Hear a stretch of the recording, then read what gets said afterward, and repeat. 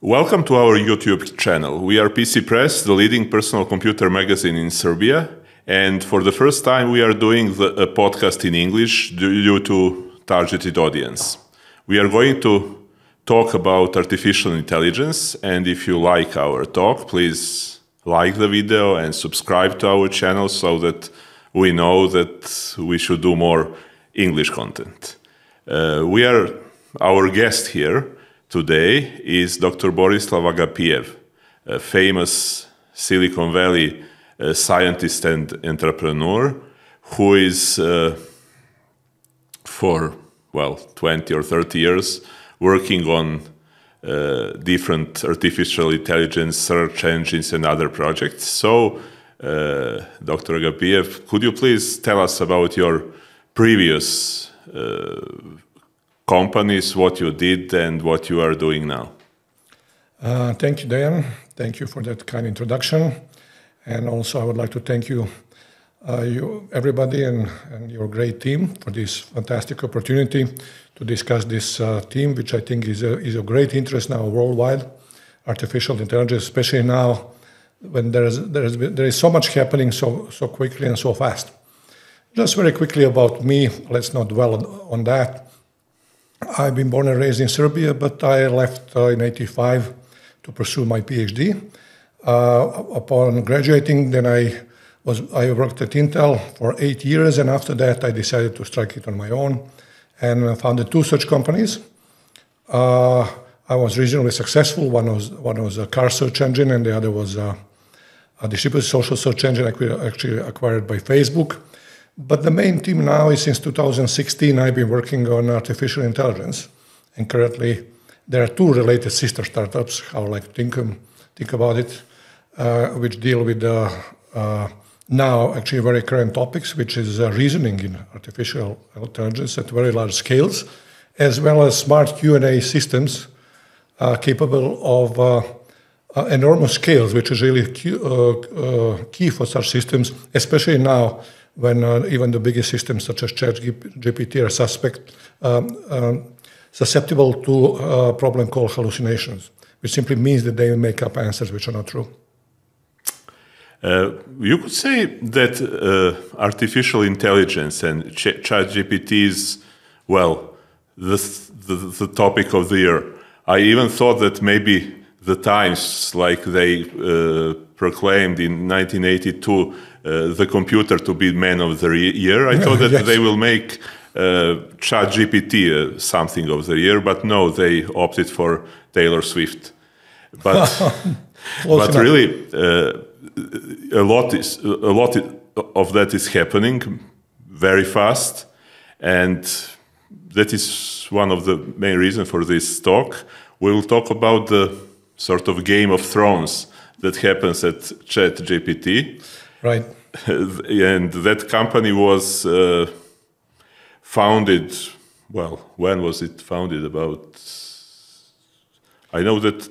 It was around 2016, I believe, but I'm... December 2015, yes. 15, right. Yes. But founded by Sam Altman, who was a CEO, and he's still a CEO, but with these problems that happened, and other stuff, and some companies, Amazon, Infosys, and so on. And it was created as a non-profit company. Yes. That is interesting fact. In February 2018, Elon Musk leaves. And, he said that he's leaving due to some conflict of interests. But it seems to be something with that. Should it be open or not? Yes, actually Elon Musk is also famous because he was also the one who bankrolled the whole entire effort to the tune of $100 million, which is certainly not a small change. And he was very passionate about the need for and the vision of OpenAI being completely open truly. Now, a lot can be said about OpenAI, but certainly they're not completely open. There are lots of excuses or rationalizations why that is the case. But that's one of the reasons why he was disagreeing with that. Actually, OpenAI has a very interesting business model. They say that they are a for-profit enterprise, but they say they have a unique twist, which is a for-profit company which has a capped profit, which sounds very nice. Oh wow! So they have a limit to the limited profit company. Yes, yes, but then when we go into details, what they're saying is the most profits are actually the market capitalization value of the entire company. From the very beginning, it can grow is 100 times. Well, 100 times is a lot, so one can say it is not really any kind of cap. But that's one thing with Elon Musk disagreeing. And the other thing was there truly was a conflict of interest because especially then, in 2015 and 16 and 18, Tesla was the concept of self-driving cars was in full swing. Actually, people were expecting, even Elon Musk was more or less promising openly, that by pretty much the same time we are going to have, and Tesla would be the first company to have self-driving cars with complete autonomy. To the tune of basically saying that Tesla owners are going to be able to rent out their cars to Uber people and make additional revenue instead of just driving their cars. Now, this was now 6 years ago. It looks now as a complete fantasy, which turns out to be the case because the problem is much, much more difficult. But at that time, basically, he was saying that Tesla had a very clear program of their own, which was really directly competing in those respects, especially with respect to self-driving cars with OpenAI. So actually, they hired for several years their chief of AI for all of Tesla was a fellow named Andrej Karpathy, who is one of the founders.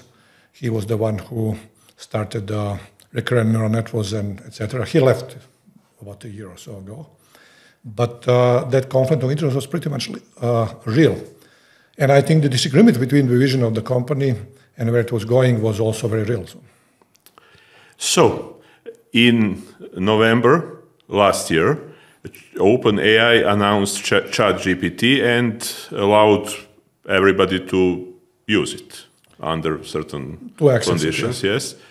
And they are not making money on that yet, right?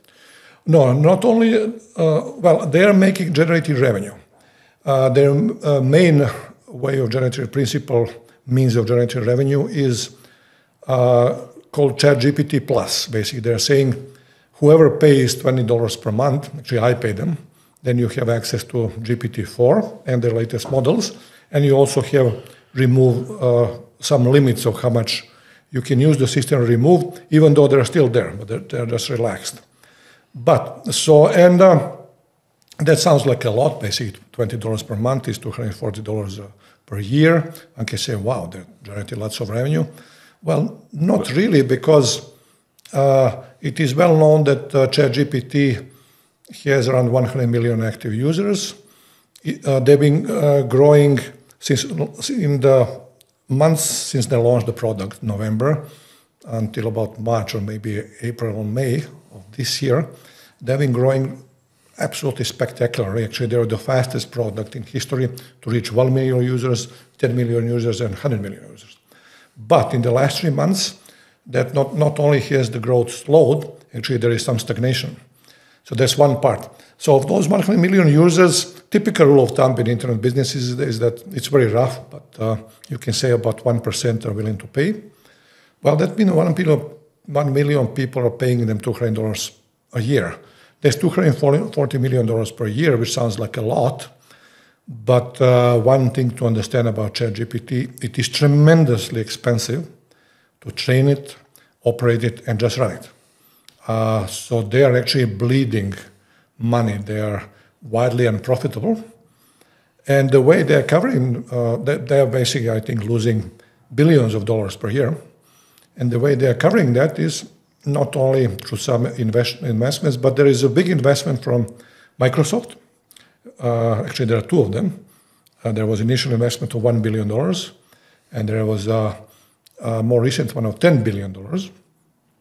But this is not cash. Basically, what Microsoft is saying is they're going to provide Microsoft Cloud so they can run their own servers. Azure. Yes, indeed, Microsoft Azure. But that sounds great. This is awesome, but you can imagine how richly priced that is. So basically, They are paying for that very, very expensively. Actually, some models are showing that it's well known that OpenAI wants to switch away from that, because if they continue using Microsoft Azure with the burn rate they have, basically those $10 billion will be gone in a year or so. I see. And now we come to the 6th of November of this year, when Sam Altman, CEO of OpenAI, states on a conference that he witnessed the fourth big advancement in artificial intelligence, and only a few days later, he got replaced as CEO by the board of directors, and Mira Murati is made the new CEO. Now, you did some startups and so on. How is it possible to replace the CEO of the company? Who replaces that is very possible. This is how the whole system runs. Basically, for every startup and every big company, it is the board, what is called here in Europe is called executive board. There it is just the board. Their pretty much the only duty is to oversee and monitor the management, starting with the CEO. So it is very much it is expected of the board to do so. What is board didn't do anything they shouldn't do there. What is surprising is that they were able to, they made such a decision so quickly, and without any hints or announcement or anything like that. And so from that point of view, I was not surprised. Basically, boards in the United States fire not only CEOs, founders, and the entire management team quite frequently, though not every day.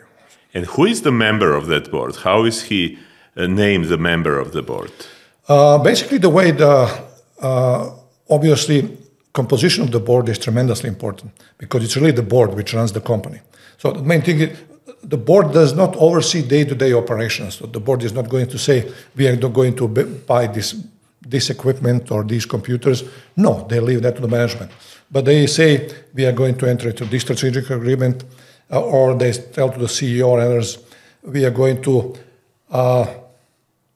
turn the company in these general strategic directions, which are going to last years. It is duty of the management to implement that. So that's why it's very important to how to select the board. And board is not technical people. Basically, they're supposed to be very savvy, seasoned, well-respected people in the community, which have this higher duty and wisdom and knowledge and experience that they can see longer terms instead of being involved in daily operations of the management. The board stated that Altman was not sincere with the board. That's probably might be about that announcement 10 days before that fourth big advancement. Indeed, so we can speculate, of course. Everybody is speculating, we are too, including the entire world, because nothing was really said about details of the incident. But first of all, for the founder, for the CEO, to be insincere with the board, this is a very, very big deal. So this is absolutely a quite common reason for firing the CEO. So that just on that alone, they certainly were within their powers to do so. But the question then, what was he insincere about? And one thing which was reported initially was that he was actually running around various investors, mostly in Arabian investors, on doing another hardware startup. So that's one possibility, doing that, and while you are CEO of another company, and not telling board is a big deal. But there are other speculations, which I personally think that was one of the biggest reasons. Basically, 2 weeks before, there was an internal demo. It was shown to him and a few other people. That demo was a new system, they call internally Q-Star, which they said made an absolutely fantastic breakthrough, to the tune of saying, he was basically saying, he was so shocked, and people who, obviously very few people know about this system were able to see the demo. He was saying, this was such a spectacular demo that he thought that now OpenAI has crossed the threshold, threshold to our AGI, which is the holy grail for all of us. Basically, the very first time that we are seeing the nascent, really, truly machine. AGI is human thinking, human machine with human-like thinking abilities. And then the theory is that he wanted to go public and start promoting that. Sam Altman, without to go, he was always known as a fellow who was always trying and very skillful and masterful in promoting products, not just with OpenAI. Actually, he was a CEO for some time of a well-known and respected incubator called Y Incubators. So he was always very promotional. So the thinking was that he stepped over the line in saying that this is the true AGI, but it really is not, or nowhere close to it. And just to, I think we'll cover that maybe next few questions, but the main thing was that this was supposedly a breakthrough in mathematics. And mathematics is well known to be one of the most difficult subjects for LLMs and everybody. So now in November, that Game of Thrones start. Microsoft announced that he will stand by OpenAI, and that Microsoft will employ Altman and some other staff to lead the Microsoft AI division. Yes. That's one right. Part of the thing. And the other, the employees of OpenAI signed a petition. Yes. About 700 of them signed, yes. Less than 800 employees. 750. Yes, something like that. And even, which is now the fun part, even the new CEO, Mira Murati, signed that right. petition. So what was going on? Well, again, we are all speculating, but on the other hand, it was clearly a power play. Board clearly did what they were supposed to do. They are within their powers, well within their powers, to do what they did. On the other hand, there was then tremendous amount of pressure put by Microsoft, Satya Nadella, CEO of Microsoft personally, and they immediately said they said that they're going to hire Sam Altman and Greg Brockman, who was actually the chairman of the board, which is and then out of 750 people employed in OpenAI, 700 signed the petition. So that was a huge vote of confidence, but really a power play. Basically, this is like saying boards are not democratically elected, but this is like in a democratically elected country where president is elected, somebody comes in and say, no, we are not going to accept that. And then all of a sudden lots of people start. So that pressure was so great that within 3 days, several key people switched, starting with one of the key people, Ilya Sutskever, who is a very well-known technical guy who was one of the founders of modern AI. And a few others, there was another guy, and then basically those people did a complete turnabout. They completely changed their mind and their tune, which is going to, let's be clear, I mean, this is going to haunt them. This means that they had a big egg on their face. They shown themselves to be unprincipled and willing to submit themselves and fold under pressure. So in another few days, Sam Altman was back as yes. CEO, and most of the board was changed. Only one member, Adam D'Angelo, remained in the board. So who did change the board members? Did they resign? In the board, first of all, the board composition is when the board is created and the company is created, when OpenAI was created, there were rules and stipulation as part of the incorporation of the company, which stipulates how members are replaced and under what procedure. Obviously, that was triggered, and so much pressure was put on them. For instance, it was there was a lady named Helen Toner, I think, a person I think that she really, it was a big question why she was there in the first place, but she had to just say, well, thank you all and all that, and just withdraw herself. Obviously, with Ilya Sutskever, even though after initially being part of the three people who were key people who fired Sam Altman, he actually within 3 days said, no, I am really backing him, completely changed the tune, but he was also removed as well, removed. Helen Toner removed, fired, at least they give you some dignity. Okay, if you don't resign within some very short period, less than a day, you will be removed, which is going to look very bad for you. So and then the main person who stayed is Adam DeAngelo, which is quite interesting because there were other rumors which were saying that one possible reason why Sam Altman was fired in the first place is because there was a conflict of interest between him and Quora. Quora announced like 6 months ago a product which is basically a kind of this market, it's like a Play Store for AI, if you will. And it was competing with ChatGPT and all that. But to me, it was interesting that Adam DeAngelo stayed. But on the other hand, I will also say this. In the weeks since then, there was lots of time to shed some light and explain to all of us, okay, what was the breakthrough? What did he see in the days before him being removed? What kind of breakthrough was made in this mapping? What kind of problems were solved? Are we close to AGI or not? And there still is a complete silence.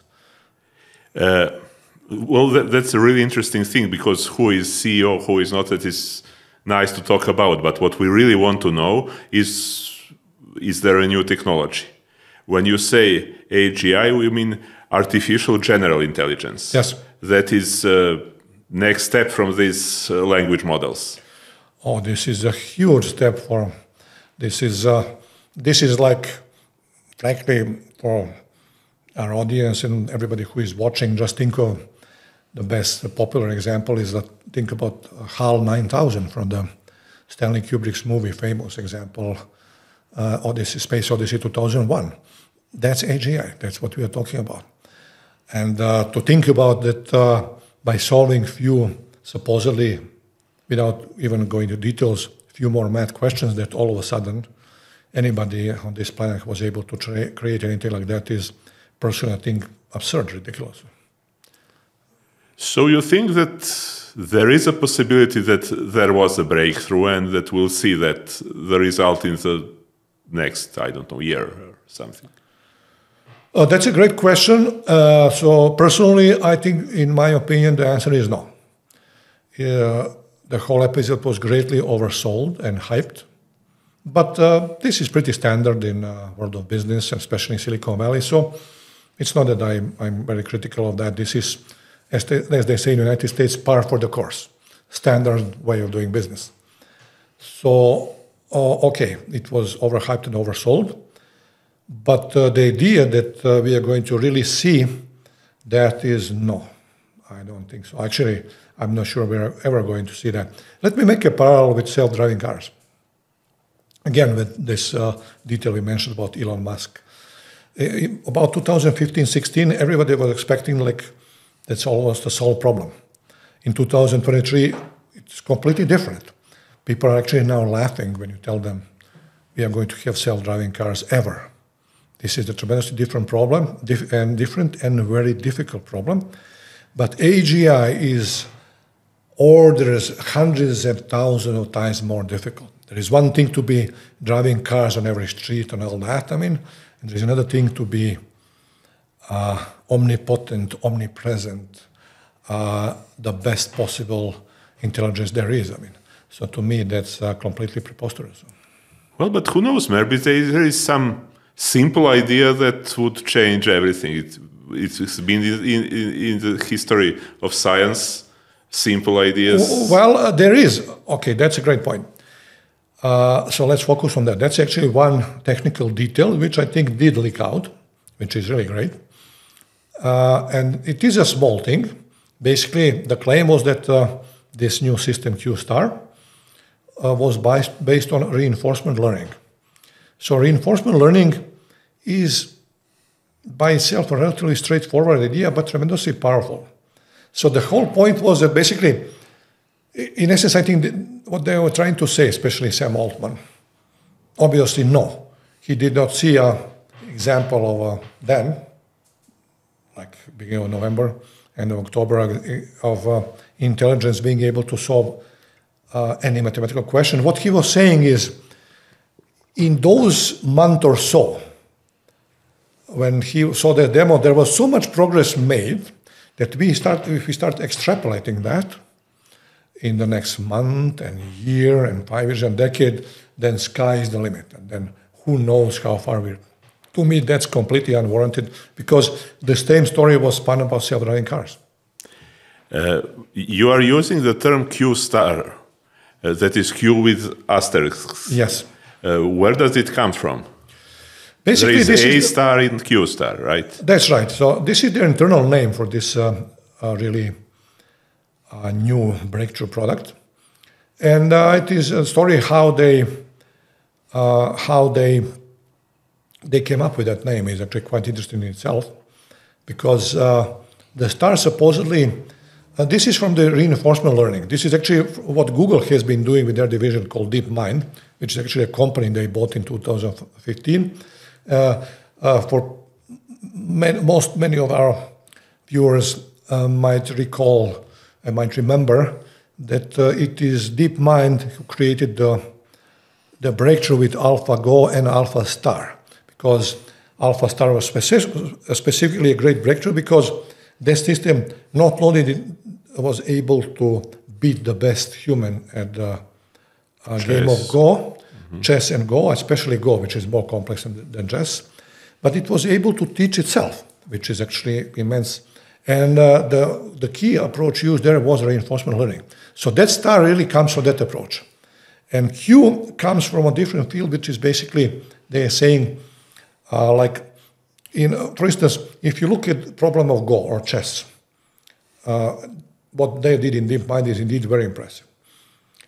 But then people are saying, also extrapolating, they're saying, okay, now we have chess, we can go, now we can show world peace, inequality, all that, Well, no, there is one game of chess or Go, and which has rules, well-defined rules. There is another, which is the world. World is ill-defined, things very fluid, dynamics, so it is completely different ball game. So that's why it was never demonstrated since then that anything close to a world system, a limited world system, which was able to do large-scale reinforcement learning. So they were saying they were able to do this Q, and Q stands for quality. Like, I'll give you a concrete example for our viewers. Think of it this way. When computer plays a game of chess, game of chess is obviously dynamic. You can never say, let's say we are 5 moves into a game, and then I can say, well, tell me, because you're a computer, you're a world champion, who is going to win. No, that depends on the position, strength of the one player, strength of position, and all that. So the idea is that, on the other hand, expert players can say, okay, the winner is not clear, but I can say with this much confidence that, like, white is maybe 60%, has a chance, 60% chance of winning, or 40%. That's not guaranteed, but this is that Q. They are making a prediction, something which may not turn out to be true. But so that's what star Q is about. The system, what it does, supposedly no matter what kind of problem you give it, a specifically mathematical problem, which can be very, very difficult and complex, meaning that it requires multiple steps or very complex reasonings, it always knows how to make the next move. And when it makes the next move, even though it's not close to solve the great problem, it says, aha, now I'm this much closer to doing it. So based on that, I know how to make the next move, and then on and on and on. This is the general idea.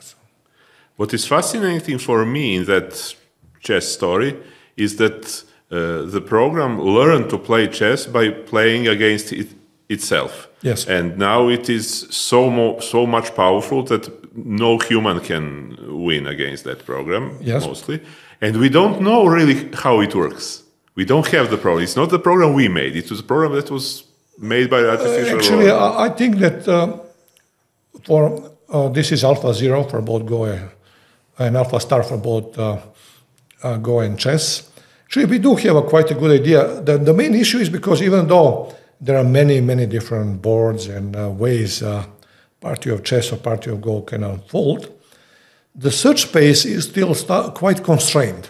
We know that you cannot just decide, you know what, my rook is going to do this instead of that. I mean, it is well known how a rook or a pawn or a queen can move. So this is what the reinforcement system was able to learn, because that number of moves is static. It never changes. Now, this is completely opposite to world-class problems or even economics or something where there are no rules of the game. What are the rules of politics?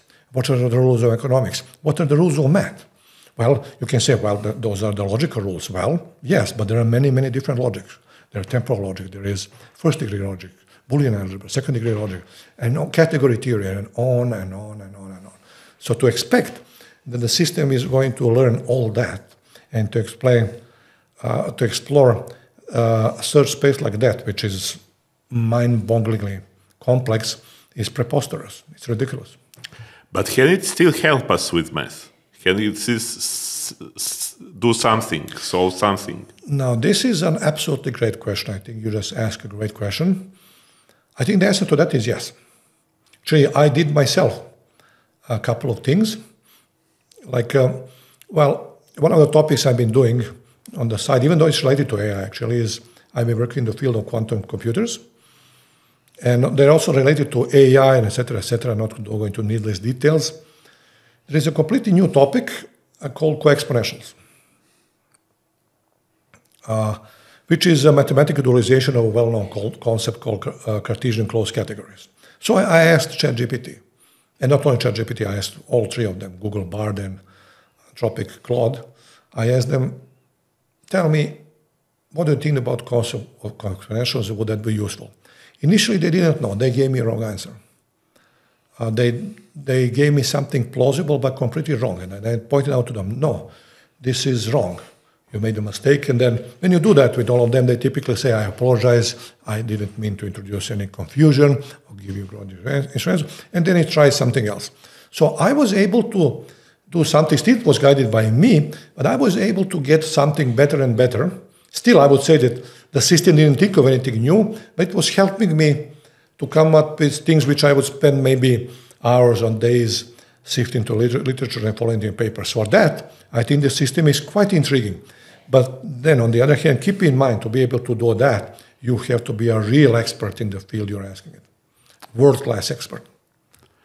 And what about programming? It is known that ChatGPT and some other models can write programs if you give the specification.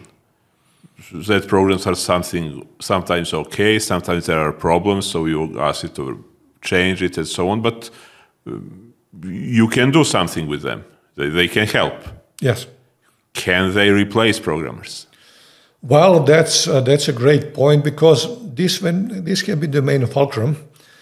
The most hype and buzz has been generating about this. This is considered to be by many people, including some venture capitalists from Silicon Valley, who told me personally that within 5 years that programmers will be obsolete and so on and so forth. I find that preposterous. That's ridiculous. Why? Because what people don't understand is that programming, in terms of mathematics, is actually, people think that common programmers, now it is considered a pretty common and plain profession.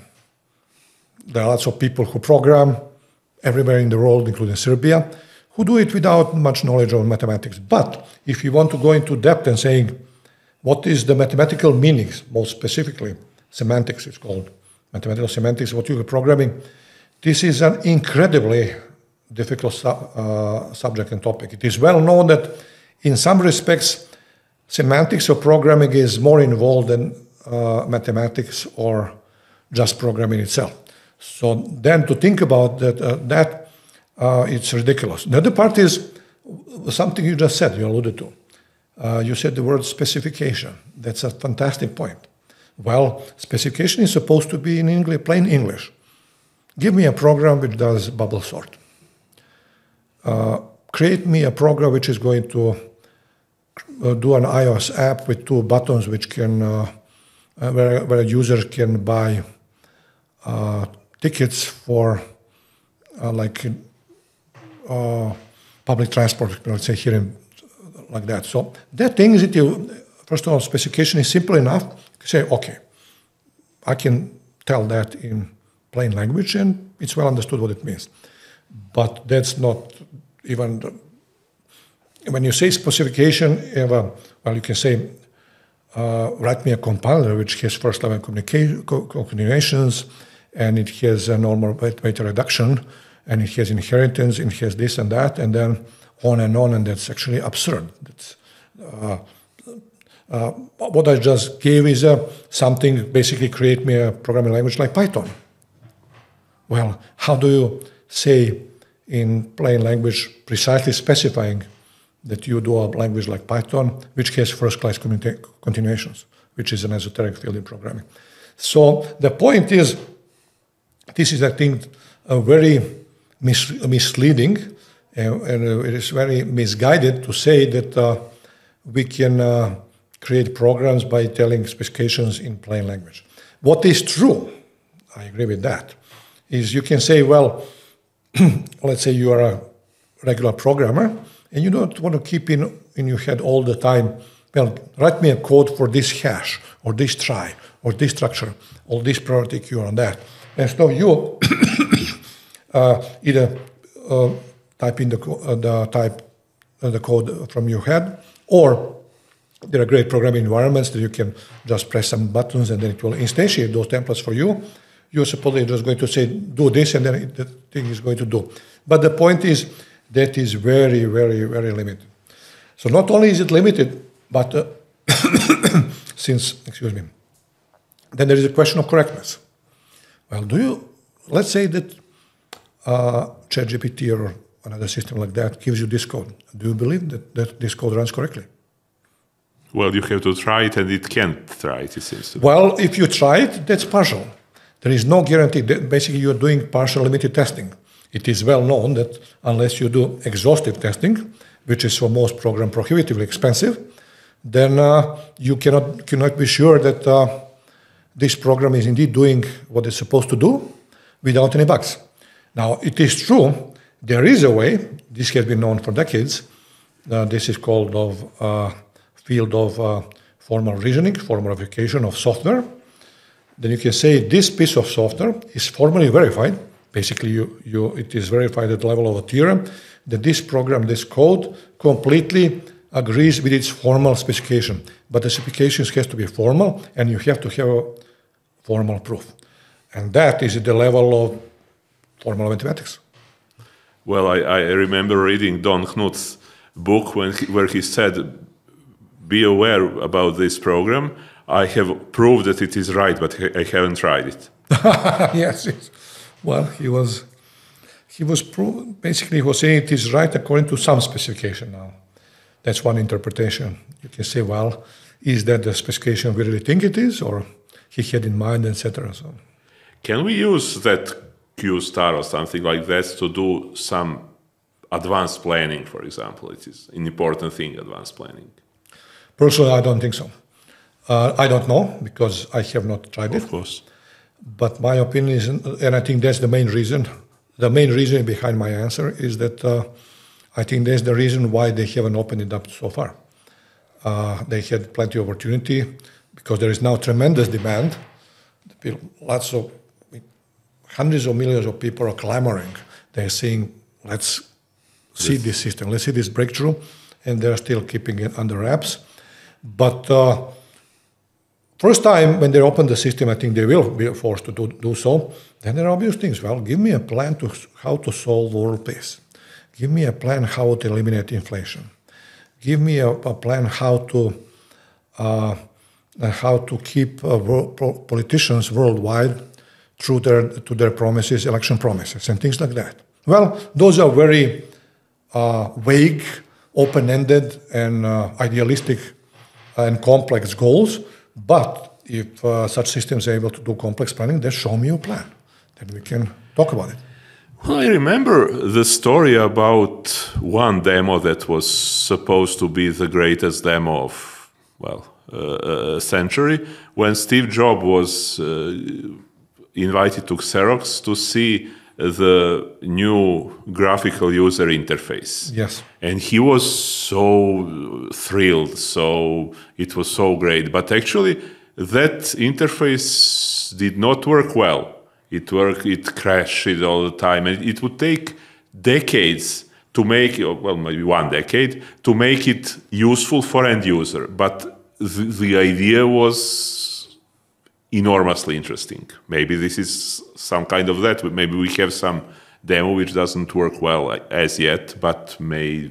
Well, sure. I mean, it is true.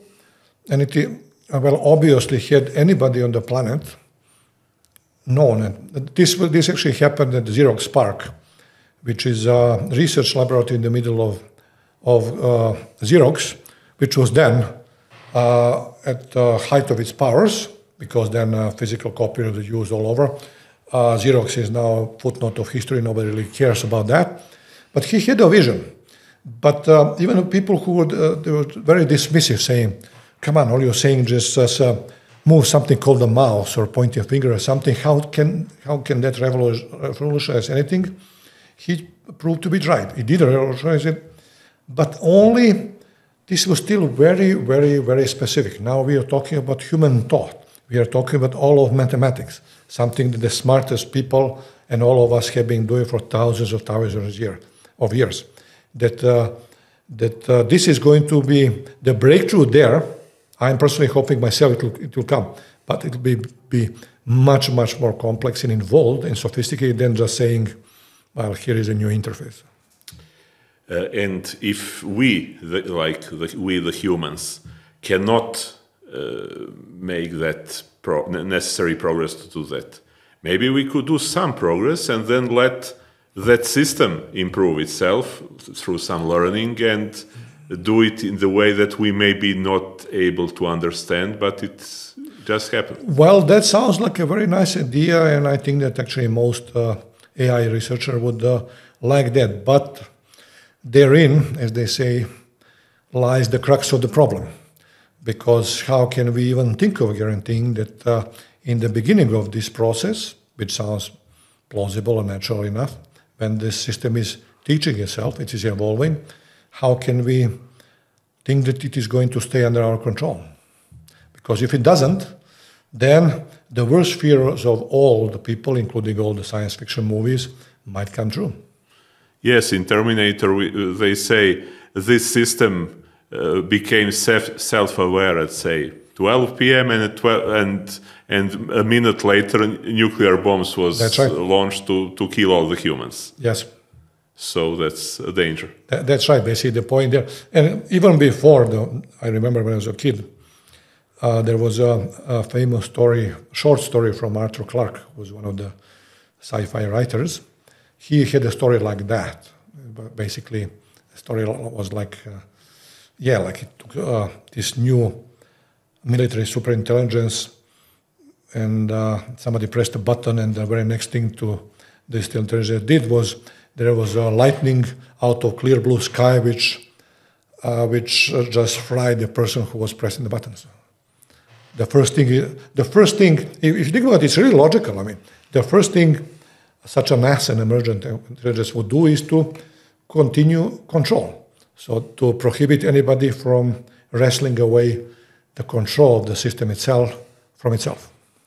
Yeah, there are many science fiction stories, like I think Sam Asimov, who, when the first artificial intelligence was enabled, people asked him, is there a God? And he says, now there is. Yes, I remember the story. That's a great story. Yes, now there is. Actually, I think that this is the same story. At the moment that this system sound, now there is, at that moment, lightning out of a clear blue sky just happened and fried the person who was pressing the button. So that now there is. Yes. Now there is, yes. Well, who knows what will happen, but I think we are away. Personally, I think we are ways away from that and AGI. But what is true, with all this hype and buzz and overselling, the idea that, and improvement, even the limited one they made with Q-star and all that, is a valid one. Actually, I think the idea is not to say, are we going to create AGI tomorrow or day after, and how much we are going to sell it for? No. The idea is on that path in the next month or year or 5 or 10 years, how many more incremental advancements, completely unexpected, will happen, and that they will help us in some different direction. That to me is most exciting, as opposed to whether AGI will really happen the way we think it will, the way it will happen the way Sam Altman and OpenAI is saying it will, and stuff like that. And in the end, if some of our visitors are interested in trying to do some work on AI, maybe have some new ideas, what is the way to approach that? That's a great point, a great question. Let me address, there is now a great perception which has been propagated for some time, especially since ChatGPT came out. This was related to the point which I made when I said that ChatGPT is tremendously expensive to train and run. So basically then the implication, which is not supposed to be said openly because that's supposedly so nice, that only the biggest companies and biggest governments can fund such efforts. Basically, you have to have at least $100 million to start, just to be a player, and there is no guarantee you'll be able to do anything. And this is then supposed to intimidate everybody else. This means not only individual players, people who have a powerful computer, who have some ideas, so let me try to create a system like that. They say, no way, you're just deluding yourself. Actually, the big academic departments such as Princeton, Stanford, Harvard and others, which are Oxford, Cambridge, which are world-renowned, they have research labs which are funded to the tune of tens of millions of dollars each. They cannot afford such a system. They're actually complaining too. They're saying, we are locked out, and you guys are not giving this data. But this sounds like I'm whining and just lamenting.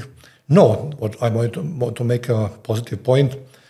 There are other ways that you can create very powerful, hugely scalable systems, which are also using LLMs, which is the very large language models, but which are not prohibitively large, which are several orders of magnitude larger, but still you can use them. And the main idea there is that you've used such systems with some other systems, like our system, what we talked about in the last time we spoke, which is called Yota Answers, which is a smart Q&A systems. It has an LLM, which actually we created ourselves, but it leverages our system, which is smart AI system in itself, with 27 billion vectors, 27 billion. The other system startup, which is called Kage, which is a reasoning system, leverages a smart system which knows about 2 billion causes and effects. So now when you use those things, then you can create very interesting new things with much smaller systems. Just to give you an idea, the main thing is, can you create such a language model? Can an individual person do that? And the answer is yes. It is not tremendously cheap. You have to have a machine which in Serbia, you can buy it in Serbia. It will cost about 2,000 euros because it has to have a very powerful graphics cards, which is NVIDIA RTX 85,000 or similar one, or 4090 or 3090. But once you have that, then you can actually create some model with hundreds of millions or billions of parameters. So one can do that, and the people can try our models. The one we launched is at Yota Answers. So I'm absolutely categorically say to people, everybody worldwide, not to believe that when people say them that this is only province of big people. That's absolutely not true. And how about creating something that is based on ChatGPT? For example, you can start. For example, you can log in there, put some credit card, and then give from the Python script or I don't know some other language questions, and it takes the answers. And maybe you can build something on that artificial intelligence? Well, that's a great question. There is a great point there, but it's very subtle. So the first thing I'm going to say is that this is actually already known. So this is called prompting, and believe it or not, it's already became a so-called cottage industry, which is a small industry which came up overnight, or even people try to do some startups. Prompting is nothing but saying, priming ChatGPT.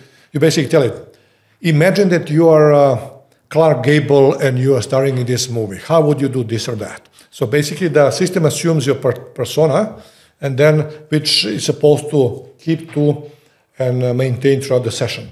So this is, and you can do other kinds of prompting too. I mean, you can say, imagine that you are a politician, you are this or that, So this is how you can do it. But to me, I wouldn't recommend this. You can maybe just to get a feel, to try it out.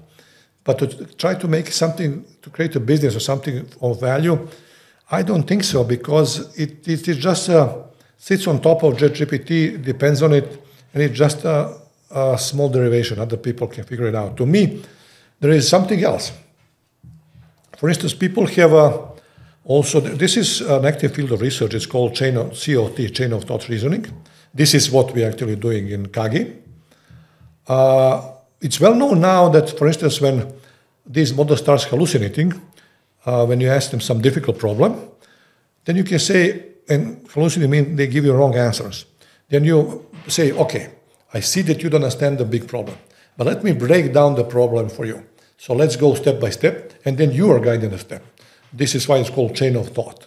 When you start doing that, then the system is doing much better. So if you start to break it down in these problems in all kinds of fields, then to me this is a very, very interesting idea, a very good idea. But to be able to do that, you have to be an expert yourself.